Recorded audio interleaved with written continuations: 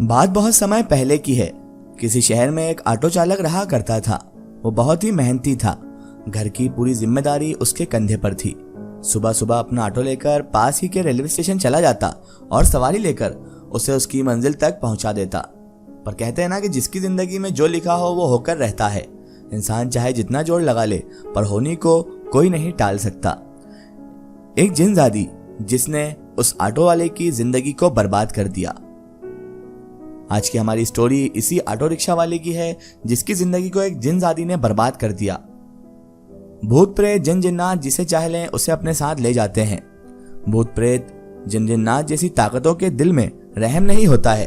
वो तो बहुत ही सतीर तरीके से किसी को कुछ भी पता चले बिना जिसे चाहे अपने साथ लेकर चले जाते हैं। उस ऑटो चालक के साथ भी ऐसा ही कुछ हुआ था जिसकी कल्पना उसने कभी सपने में भी नहीं की होगी। न जाने कैसे उसकी मौत घर से बहुत दूर किसी अनजान जगह पर उसका इंतजार कर रही थी। न जाने कैसे वो उस जिनजादी की बातों में आ गया और घर का सबसे प्यारा था जो वो दुनिया से ही चला गया। जिस ऑटो चालक की बात हो रही है उसका नाम राकेश था। राकेश अपनी जिंदगी से बहुत खुश था। लोगों के बीच में रहना, लोगों से बातें करना, हंसी मजाक करना, अपने काम में मस्त रहना, उसका बिहेवियर, उसका व्यवहार बहुत अच्छा था, जिस वजह से लोगों के बीच में उसकी खास पहचान थी। सुबह ऑटो लेकर अपने घर से निकलता और सीधा रेलवे स्टेशन के पास सवारी लेने चला जाता। सवारी लेकर उसे उसकी मंजिल तक पहुंचा देता और फिर शाम के समय अपने घर वापस चला आता। इसी सवारी ले जाने के काम में उसके साथ एक ऐसी घटना घटी जिसने उसे दुनिया से बहुत दूर जाने के लिए विवश कर दिया। एक जिनजादी जिसके चक्कर में राकेश होशो हवास खो दिया, वो राकेश को अपने साथ लेकर चली गई। बात कुछ यूं है कि एक दिन की बात है। ऑटो चालक राकेश सुबह सुबह स्टेशन गया हुआ था। दिन भर सवारी को उसके ठिकाने तक छोड़ने के बाद शाम के समय उसे किता नाम की एक जगह की सवारी मिली। किता शहर से लगभग 20 किलोमीटर की दूरी पर बसा एक छोटा सा गांव था। शहर से कुछ दूरी के बाद जंगल शुरू हो जाता था। उस जंगल के बीच में एक गांव था जिसका नाम बरहा था। बरहा किता और शहर के बीचों बीच एक गांव था। अगर किता जाना हो तो बरहा होते हुए ही किता जाया जा सकता था। शाम भी होने वाली थी, इसीलिए राकेश किता नहीं जाना चाहता था, पर सवारी ने उसके अच्छे पैसे देने के लिए उसे कहा, जिस वजह से राकेश को लालच आ गया और वो किता जाने के लिए तैयार हो गया। ऑटो चालक सवारी का सामान अपनी ऑटो में रखकर किता की तरफ चल दिया। किता के आगे माइंस एरिया शुरू हो जाता है, जिस कारण रास्ते में अक्सर डंपर या ट्रक का आना जाना लगा रहता है। ऑटो चालक अपनी सवारी को किता में उतार कर वापस अपने घर जाने लगा।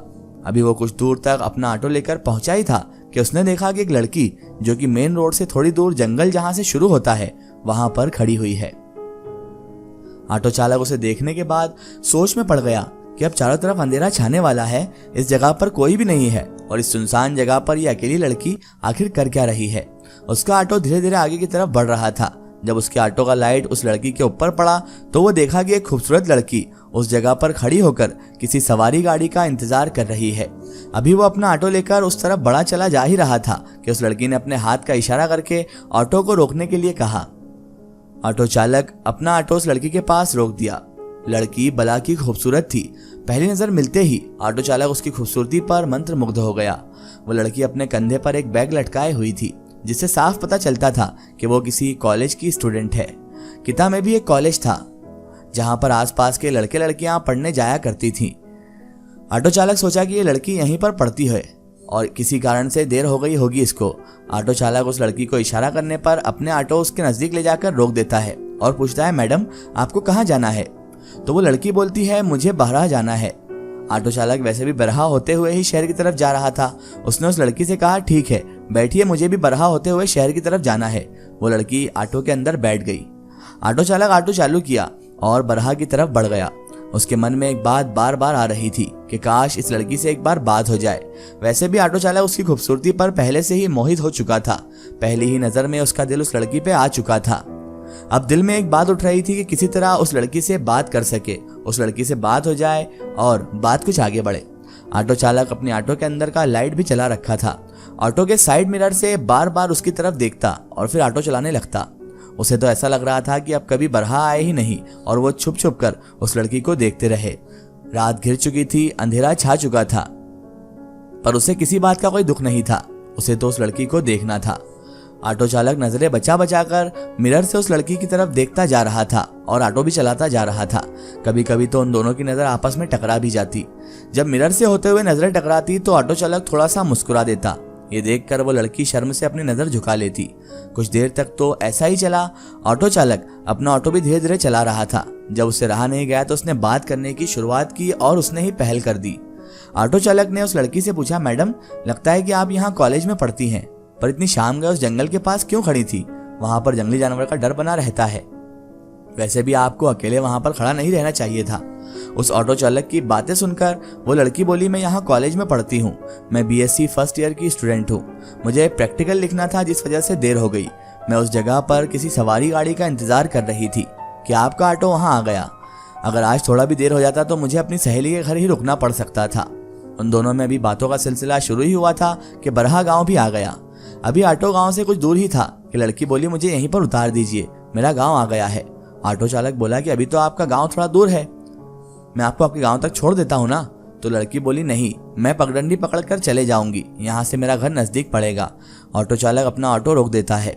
लड़की ऑटो से नीचे उतरती है और अपने बैग में हाथ डालकर पैसे निकाल ही रही थी कि ऑटो चालक बोला, रहने दीजिए, मैं तो इसी रास्ते से शहर जा रहा था, आप मिल गए तो मैंने आपको बैठा लिया, नहीं तो खाली ऑटो लेकर ही शहर जाना पड़ता।